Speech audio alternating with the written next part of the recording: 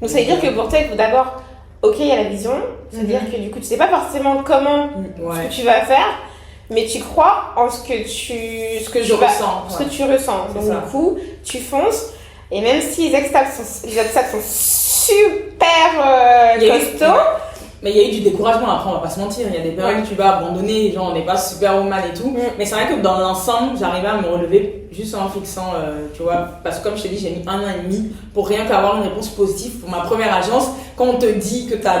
C'est énorme. J'avais quel âge? Ouais, c'est énorme. Et j'avais à l'époque... alors, faut savoir qu'en plus, j'étais considérée de vieille. Quand j'ai commencé, j'avais 22 ans.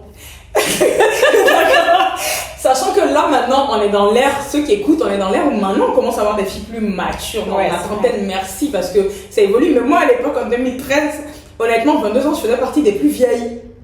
Les filles elles ont 16 ans qu'elles commencent, donc non seulement t'arrives, t'es métisse, t'es athlète, je faisais du sport donc c'est vrai que j'étais tonique.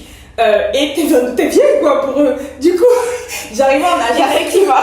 Mais c'est horrible par contre pour l'estime, ça c'était le premier obstacle, c'est que t'es quand même jeune, 22 ans en fait t'es jeune donc tu te construis. Et j'ai trouvé, donc je suis rentrée en agence à 22 ans, mais j'ai commencé à chercher effectivement à 21 ans à peu près.